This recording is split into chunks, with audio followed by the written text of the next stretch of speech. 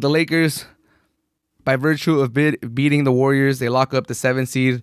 They will now play the Phoenix Suns, and they open as 1-point favorites for Game 1 against the Phoenix Suns in Phoenix, which just goes to show that Vegas, the bookies, everyone still respect the Lakers a lot.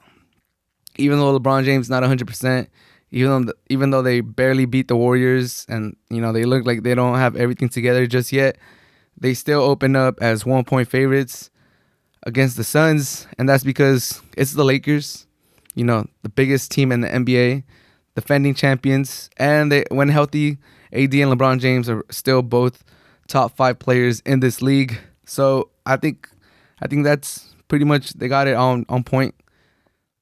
I do think the Suns are going to be a threat. I don't think the Lakers are just going to beat them 4-0 or anything like that. But I do think the Lakers should be favorites in this series. I do think that just the Suns' lack of playoff experience is going to catch up to them. I know Chris Paul, he's been there forever. Anywhere he goes, that team always makes the playoffs. It seems like the impact that Chris Paul has had on the Suns cannot be, ignored.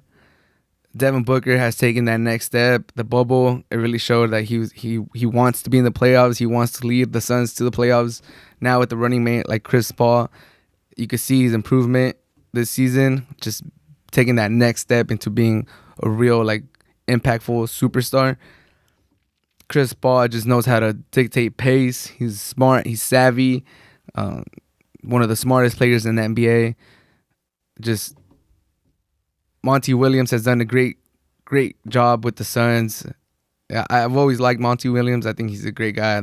He's had some sound bites in the locker room that you're just like, wow, this guy looks like super motivational. He knows he knows how to connect with his players.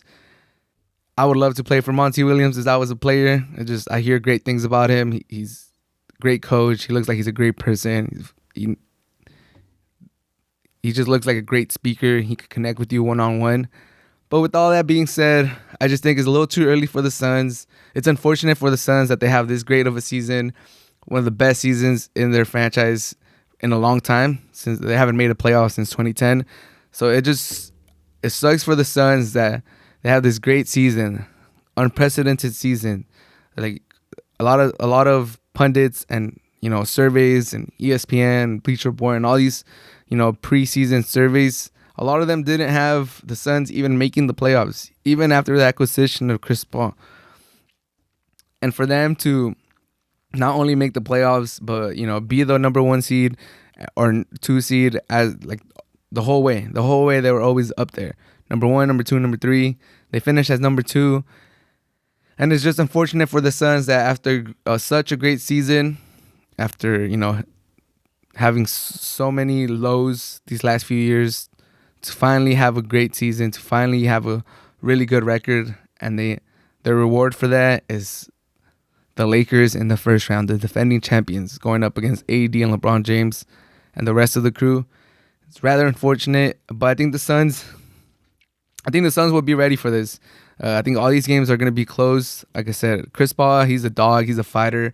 Devin Booker, you could tell that he loves to score, he loves to compete, he likes the challenge.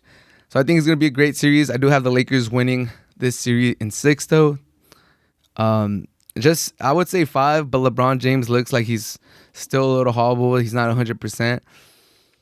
So I do see them. I do see the Suns pushing this to 6 games.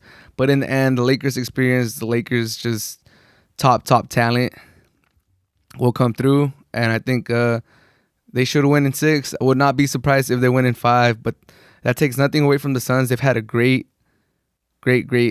season. I think they lead the league in field goal percentage. Like I said, Monty Williams has coached this team really, really good. They like to run. They like to shoot a lot of threes.